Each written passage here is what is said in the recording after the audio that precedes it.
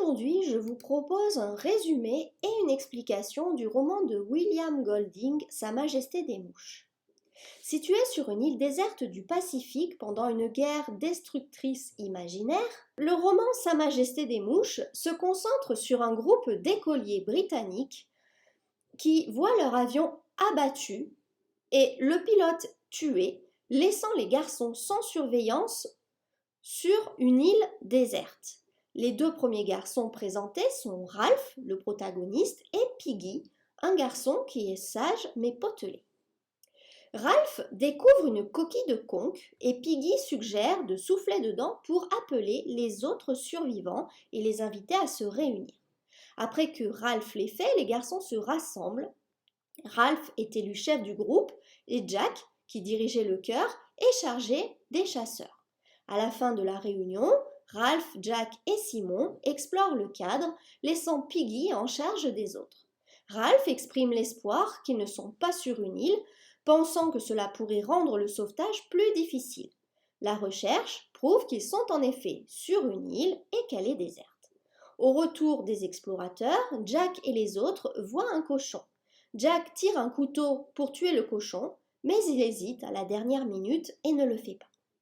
À son retour, Ralph confirme que l'île est déserte. Il dit aux autres qu'ils devraient garder un feu de signal allumé au sommet de la montagne dans l'espoir qu'un navire le verra et les sauvera. Les garçons utilisent les lunettes de Piggy pour allumer le feu. Une fois l'incendie allumé, les garçons s'excitent et le feu fait rage et devient complètement hors de contrôle, tuant l'un des plus jeunes garçons. Piggy pense que les garçons auraient dû construire des abris en premier, mais il est ignoré comme à chaque fois. Au fil du temps, seuls Ralph et Simon travaillent à la construction de huttes. Beaucoup d'enfants, et tous les petits, passent leur journée à nager et à chercher des fruits.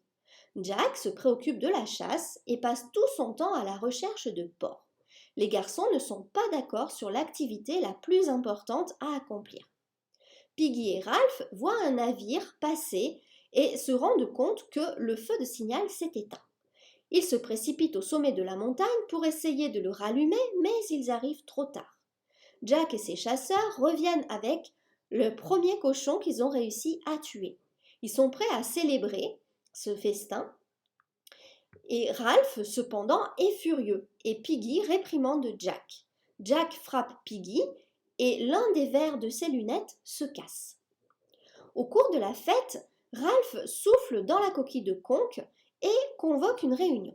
Les garçons se rencontrent dans un coin reculé de la montagne. Lors de la réunion, Ralph recommence à dire que les garçons doivent travailler ensemble vers l'objectif commun qui est le sauvetage. Certains des petits disent qu'il y a une bête qui les traque dans l'île la nuit. Les garçons plus âgés essaient de les calmer, mais leur peur se propage aux autres. Jack prétend ne pas croire en la bête, mais dit que même si elle existait, lui et ses chasseurs pourraient les protéger. Finalement, Jack dit qu'il n'y a aucune utilité pour les règles et quitte la réunion. Les autres chasseurs le suivent. Cette nuit-là, alors que les garçons dorment, des avions militaires mènent une bataille dans les airs au-dessus de l'île. Un pilote sort de son avion et atterrit en parachute sur l'île, mais lorsqu'il arrive, il est mort.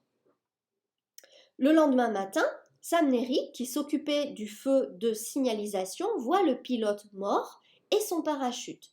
Bien qu'il ne voit pas assez clairement pour pouvoir se reconnaître, au lieu de ça, ils se confondent avec ce qu'ils considèrent comme la bête. Il s'enfuit en criant et une autre réunion est convoquée. Piggy veut éviter cette partie de l'île, mais Jack dit que lui et ses chasseurs arriveront à capturer et tuer la bête. Jack et Ralph mènent une expédition à la recherche de la bête. Les garçons rencontrent un cochon et commencent leur chant de guerre. Ralph s'y retrouve aussi. Plus tard, il voit le parachute et arrive à la même fausse conclusion que les jumeaux. Lors de la réunion suivante, les garçons rapportent qu'il y a une bête, bien que Piggy reste sceptique. Jack essaie de prendre le pouvoir de Ralph, mais il est rejeté. Jack s'enfuit en colère et demande aux chasseurs de le rejoindre. Piggy suggère qu'ils construisent le feu de signal sur la plage et évitent la montagne. Ralph est d'accord. Lorsque le travail commence, les autres garçons disparaissent et rejoignent Jack. Jack et sa tribu se peignent le visage et passent leur temps à chasser. Ils tuent un cochon et montent sa tête sur un long bâton en hommage à cette bête. Simon, en errant autour de l'île, tombe sur la tête du cochon. Il déclare que c'est le seigneur des mouches, d'où le titre du roman Sa Majesté des mouches. Il a une vision qui lui parle, disant que la bête ne peut pas être éliminée parce qu'elle est à l'intérieur d'eux-mêmes. Simon s'évanouit. Lorsqu'il se réveille, il va trouver les autres et découvre la vérité sur le parachute. Simon vient voir tous les garçons, y compris Ralph et Piggy, au milieu d'un festin et d'une frénésie. Ils ne reconnaissent pas Simon et le prennent pour la bête. Ils se jettent sur Simon et le tuent. Le lendemain matin, Piggy et Ralph se sentent coupables et tentent de nier leur part de responsabilité dans le meurtre de Simon. Tous les deux, avec Sam et Rick, sont les seuls garçons, à part les petits, qui n'ont pas rejoint le groupe de Jack. Ce soir-là, Jack et les chasseurs se faufilent dans le camp de Ralph, volant les lunettes de Piggy pour pouvoir faire un feu. Piggy décide qu'il doit récupérer ses lunettes et dit qu'il raisonnera l'équipe de Jack. Les 4 garçons vont donc rejoindre le groupe de Jack. Quand ils arrivent, Ralph souffle dans la conque. Jack ne veut pas entendre ce que Ralph a à lui dire. Piggy prend la conque et essaie de faire appel à Jack et aux chasseurs. Pendant que Piggy parle, Roger déloge un gros rocher qui descend une pente, tuant Piggy et brisant sa conque. Sam Rick est fait prisonnier et Ralph s'enfuit pour sauver sa vie. Le lendemain, Ralph se faufile pour parler à Sam Rick, qui lui donne de la viande et lui fait savoir que Jack lui court après. Ralph dit à Sam Rick qu'il se cachera à proximité et espère que les chasseurs passeront au-dessus de lui. Mais Sam Rick trahit sa présence et Jack le découvre. Jack et ses chasseurs ont mis le feu à la forêt pour brûler Ralph et l'obliger à sortir de sa cachette. Ralph s'enfuit et finit sur la plage. Quand il arrive, il tombe épuisé. Il lève les yeux et voit un officier de marine britannique. Lorsqu'on lui demande d'expliquer ce qui s'est passé sur l'île, Ralph commence à pleurer. Les autres garçons ont la même réaction. Donc maintenant, on va expliquer ce roman qui est très compliqué. D'abord, le roman se concentre sur une bataille interne entre le besoin de civilisation et la poussée compensatoire vers la sauvagerie. Le côté qui penche vers la civilisation ressent le besoin ou le désir de vivre une vie ordonnée, guidée par des règles et un respect fondamental pour les autres. Le côté qui penche vers la sauvagerie ne s'intéresse qu'à la satisfaction de soi et de ses besoins fondamentaux. Cette partie est prête à utiliser tous les moyens, y compris la violence, pour atteindre un objectif souhaité. Les garçons atterrissent sur l'île en tant qu'écoliers britanniques civilisés. Ils sont habitués aux règles de l'école, aux uniformes et au respect de l'autorité. Cependant, ils vivent dans un monde apparemment civilisé qui est au milieu d'une guerre brutale et sauvage. Ils ont quitté l'Angleterre pour échapper à la guerre et ils finissent par se cracher sur l'île parce que leur avion a été abattu. Lorsque certains garçons reviennent à la sauvagerie, ils peuvent être considérés comme reproduisant ceux dont ils ont été témoins dans le monde des adultes, c'est-à-dire c'est des enfants qui ont vécu une guerre et donc ils vont recréer une guerre. Ralph et son équipage représentent la civilisation. Ils créent des règles, vivent selon elles et insistent pour que les autres fassent de même. Leur seul objectif est de quitter l'île et de retourner dans le monde des adultes, le monde civilisé et sécurisé. Jack et les chasseurs reviennent à la sauvagerie primaire. Cette descente est en partie une dégénérescence des valeurs d'une école publique de garçons anglais. En partie aussi, la chute vers la sauvagerie reflète la recherche par les garçons d'un ordre plus satisfaisant que celui proposé par Ralph en matière d'appartenance tribale, l'attrait des rituels tels que la danse et le chant de guerre, la promesse de protection contre la peur par des démonstrations apparentes de force. En même temps, ils développent une soif de sang qu'ils prennent d'abord sur un porc et qu'ils allument très rapidement dans le cœur des autres garçons. Jack et les chasseurs se concentrent sur la satisfaction de leurs besoins les plus vils. Aucune des parties ne peut comprendre ou apprécier ce que ressentent les autres parties. Et ils agissent en conséquence. Juste avant l'assassinat de Piggy, euh, ils essaient d'empêcher que Jack et son équipe puissent vivre selon les règles. Pendant ce temps, Jack met le feu à l'île pour détruire Ralph, ce qui est complètement disproportionné. Il ne considère pas que cela détruira également les arbres fruitiers, la principale source de nourriture pour les garçons. C'est une histoire de passage à l'âge adulte. Lorsque les garçons arrivent sur l'île, ce sont des écoliers innocents. Cette innocence est illustrée par leur réaction au manque de supervision des adultes ainsi que sur la marche d'exploration de l'île que Ralph, Simon et Jack prennent en charge. Au début, les garçons ont hâte de s'amuser sur l'île jusqu'à ce que les adultes viennent les chercher. Ils pensent que c'est un jeu. À mesure que leur séjour sur l'île se prolonge, les garçons changent. Avec leurs cheveux longs, leur corps négligé, leur visage peint, les garçons jouent différemment et se retrouvent eux-mêmes différents. Beaucoup de garçons développent une soif de sang et commettent finalement des actes terribles, y compris le meurtre de Simon. Lorsque l'officier de marine arrive sur la plage dans le dernier chapitre, Ralph pleure et les autres le rejoignent dans le désespoir. Ils reconnaissent le mal qui est en eux et dans l'humanité, dans son ensemble, puisque si des enfants sont capables de commettre un meurtre de sang-froid, ça veut dire que toute l'humanité est foncièrement mauvaise. Comme le dit le philosophe Hobbes dans Léviathan, l'homme est un loup pour l'homme. Ce ne sont plus des écoliers innocents qui veulent simplement s'amuser, ce sont des humains qui s'entretuent, pour des questions notamment de pouvoir. Comme le montre le roman Sa Majesté des Mouches, Golding croyait que tout le monde avait la capacité d'être inhumain et de faire le mal. Au fur et à mesure que le roman progresse, il est facile d'oublier que le plus âgé des protagonistes n'a que 12 ans. Ce ne sont que des garçons. Jack, qui vient incarner la sauvagerie, est considéré comme un petit garçon par l'officier de marine qui le trouve. La jeunesse des garçons se perd dans leurs actions horribles. On pourrait penser qu'un enfant ne ferait jamais des choses aussi horribles. Cependant, tout le monde, y compris les enfants, a le mal en soi. Même Ralph et Piggy, qui agissent raisonnablement et aspirent à la civilisation, montrent leur capacité à faire le mal alors qu'ils participent au meurtre de Simon. Cet acte n'est qu'une des rares fois où Ralph montre cette capacité. Même les petits, qui ont 6 ans à peu près, montrent cette propension à faire le mal. Lorsqu'ils se rassemblent entre eux, eh bien, ils agissent cruellement les uns envers les autres et aussi envers la terre qui les entoure. En effet, le fait que les personnages soient des garçons souligne la tentative de Golding de dépeindre leur déclin dans la sauvagerie comme fondamentalement représentatif de la nature humaine.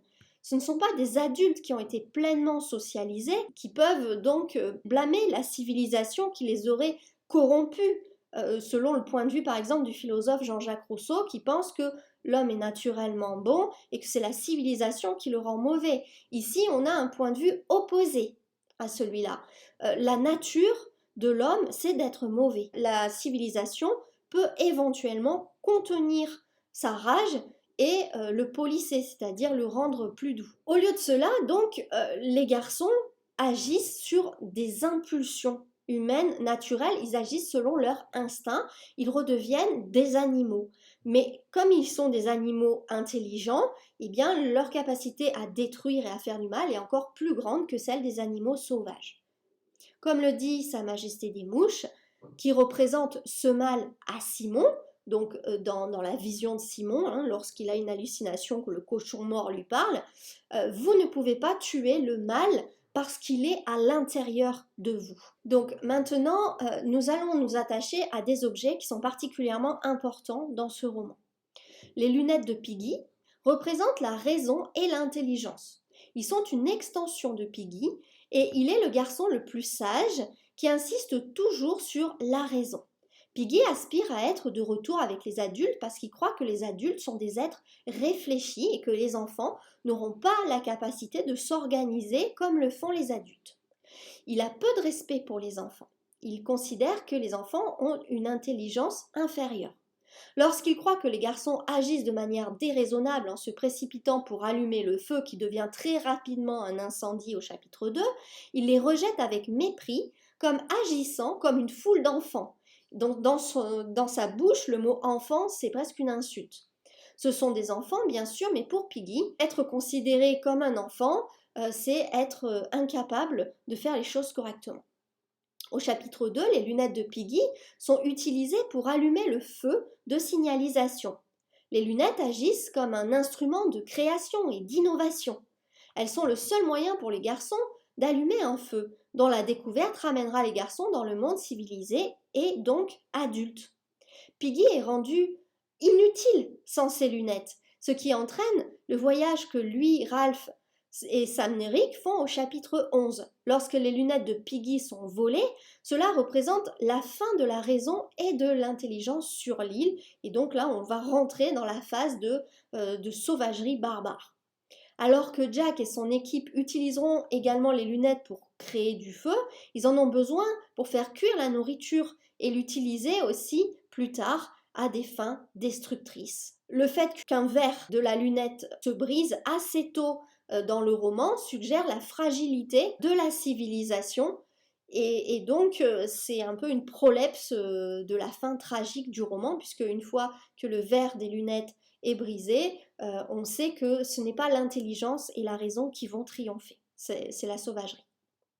La coquille de la conque représente la civilisation et l'ordre que Ralph espère imposer, mais cet ordre est moins rationnel que ne pourraient l'être les règles et procédures qui pourraient guider une réunion d'adultes, comme en témoigne l'attrait émotionnel et symbolique pour la conque.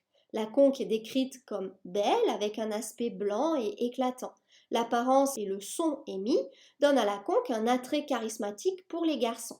Ralph souffle dans la conque au chapitre 1 pour rassembler les garçons qui ont survécu au crash de l'avion. Il continue d'être utilisé, ce coquillage, à des fins de réunion au fur et à mesure que le roman avance. Dans le chapitre 2, la conque est également utilisée pour déterminer qui a le pouvoir. Tenir la conque donne du charisme à celui qui la détient et lui donne le droit d'être entendu. Jack, qui devient sauvage, ne s'intéresse pas à la civilisation. En raison de ce manque d'intérêt, il ne s'intéresse pas non plus à la conque et essaye de la défaire de son pouvoir un peu magique qu'elle exerce sur les autres garçons. Dans le chapitre 2, Jack dit « La conque ne compte pas au sommet de la montagne ». Ce n'est pas avec la conque qu'ils vont appeler un avion. Et il dit à Piggy de se taire. Donc la conque représente aussi le pouvoir de la parole, pouvoir fédérateur que seuls les humains civilisés détiennent. Plus tard, il veut se débarrasser complètement de la conque puisqu'il veut vivre comme un animal et les animaux n'ont pas de langage articulé comme en ont les humains. Au chapitre 6, il dit « Nous n'avons plus besoin de la conque.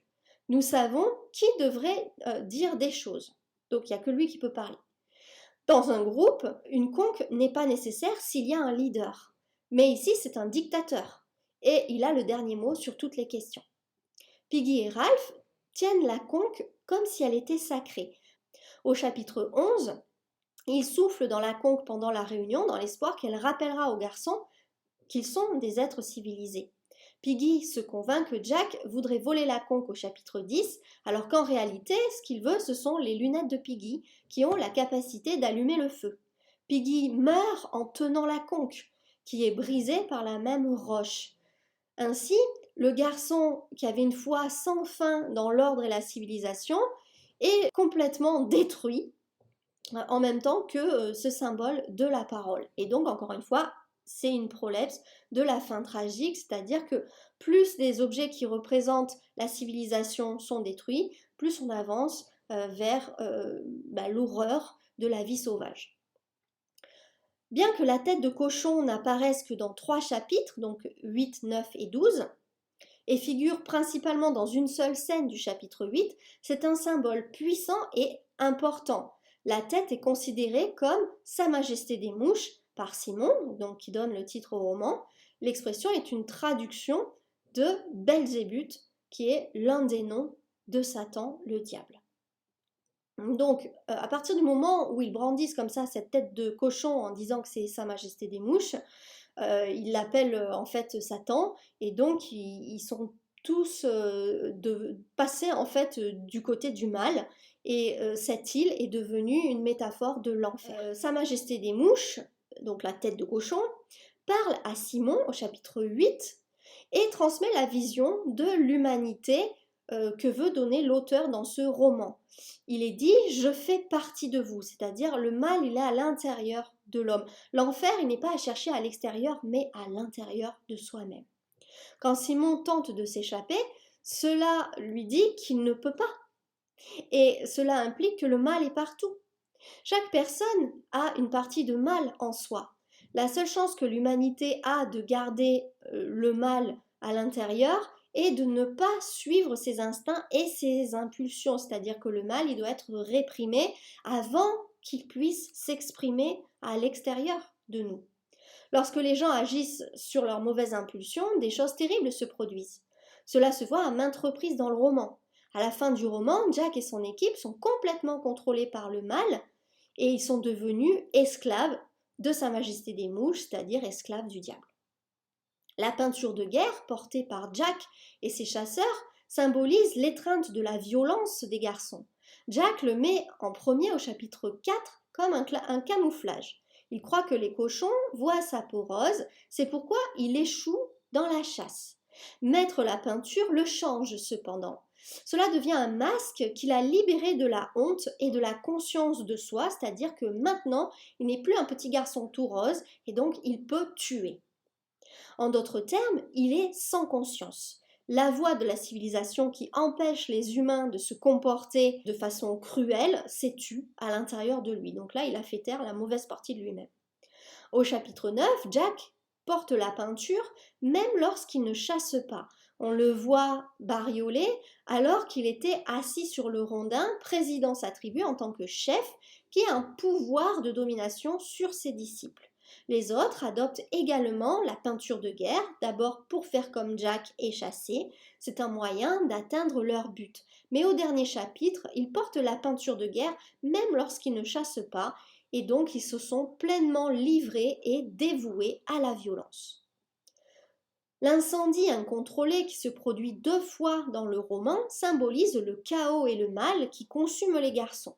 La première fois, c'est dans le premier chapitre que l'idée du feu de signalisation est mise en œuvre et sa mort et la réaction des garçons à celle-ci préfigurent ce qui va arriver.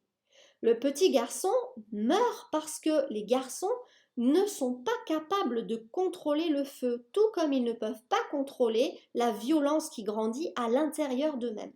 Lorsque son corps est découvert, ils ne reconnaissent pas leur responsabilité, tout comme plus tard ils ne peuvent pas reconnaître le mal qu'ils avaient à l'intérieur d'eux et qu'ils ont laissé s'exprimer. Ce n'est pas l'île qui les a rendus mauvais. Elle a juste fait ressortir le mal qui était déjà en eux. Le sauvetage arrive à un moment opportun parce que l'incendie, laissé sans surveillance, aurait brûlé tous les arbres fruitiers et tous les porcs vivants de l'île, peut-être même les garçons eux-mêmes, mais même s'ils avaient survécu en se jetant à la mer, eh bien ils n'auraient plus jamais rien eu à manger. Le chaos mène donc à la sauvagerie et finalement à une issue heureuse pour les garçons puisque dans chaos, il y a l'idée d'une destruction créatrice et c'est par le chaos qu'on peut recréer un monde nouveau. Donc rien dans le livre ne suggère que Golding pensait cependant que le chaos déclenché par l'humanité, par la guerre, dans le monde réel, conduirait également au sauvetage et à un monde meilleur. Vous pouvez recevoir mon analyse complète de cette œuvre en cliquant sur le lien correspondant dans la description en dessous de cette vidéo.